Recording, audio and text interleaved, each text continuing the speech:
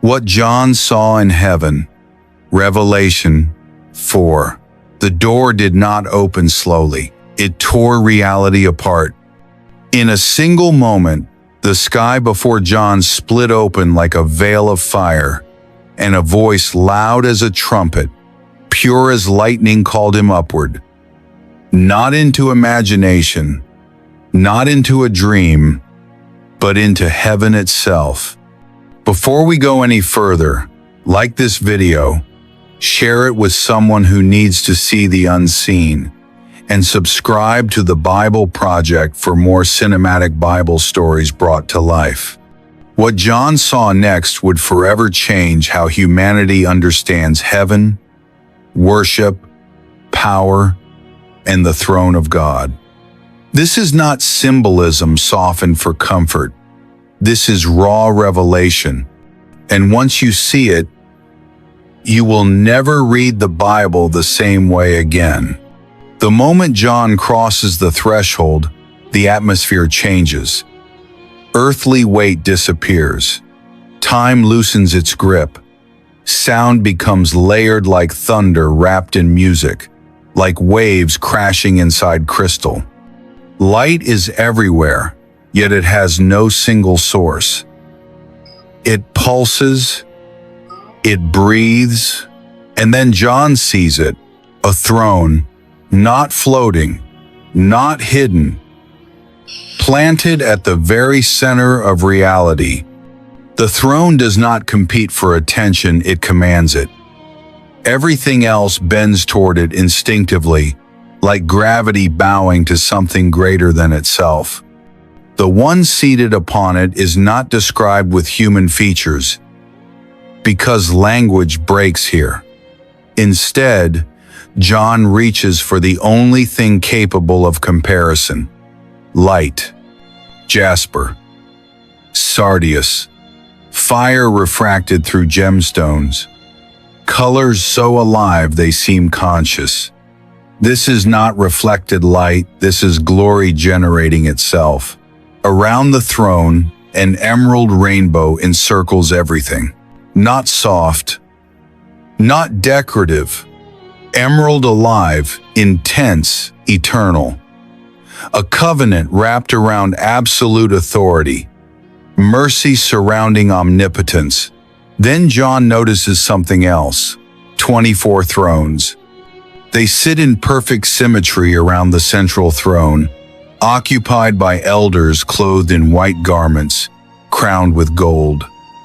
They are not restless. They are not speaking. They are watching.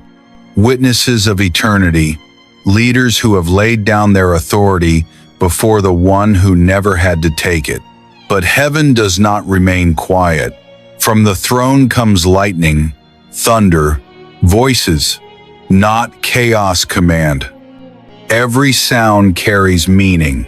Every vibration speaks power. This is the control center of existence.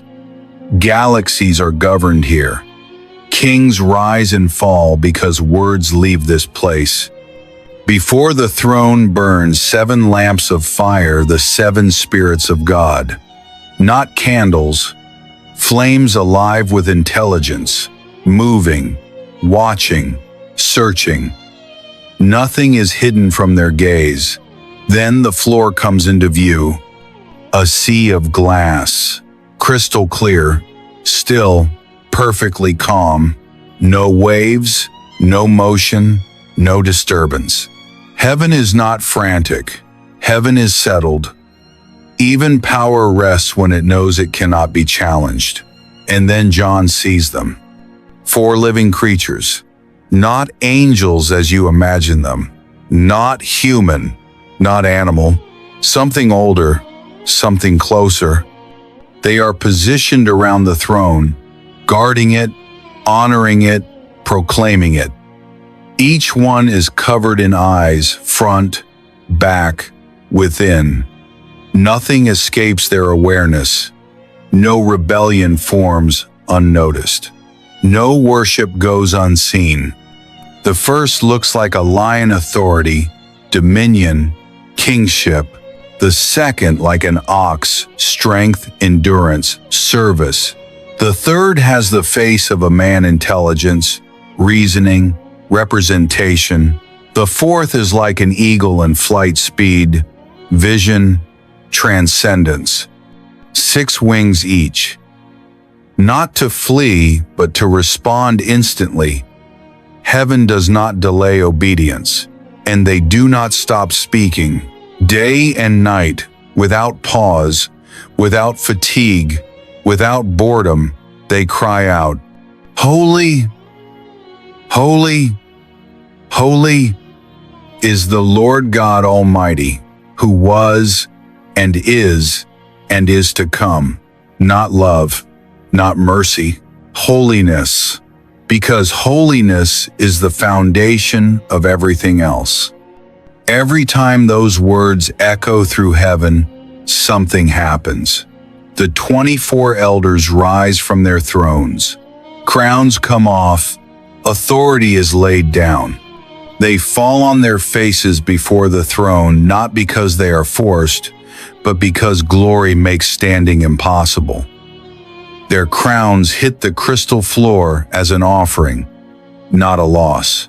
You are worthy, O Lord, to receive glory and honor and power. For you created all things, and by your will they exist and were created. This is what worship really is. Not music, not emotion, not atmosphere. It is recognition. Heaven does not worship to feel something. Heaven worships because reality demands it. John is watching a system that has never failed, a throne that has never been threatened, a God who has never rushed, never panicked, never reacted, and suddenly, everything on earth makes sense. The chaos below does not mean heaven is confused. The silence below does not mean heaven is absent. The delay below does not mean heaven is slow. Because Revelation 4 shows us something critical. Before God moves on earth, he is seated in heaven. Before judgments unfold, before seals are broken, before history accelerates toward its conclusion, the throne is already occupied. John is not shown the future first. He is shown control first. This is why Revelation does not begin with destruction, it begins with worship. Because nothing terrifying in the future makes sense unless you first understand who is on the throne. And here is the part that changes everything.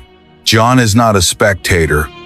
The invitation was not just for him. The door was opened so that humanity would know this truth. No matter how unstable the world becomes, heaven remains ordered.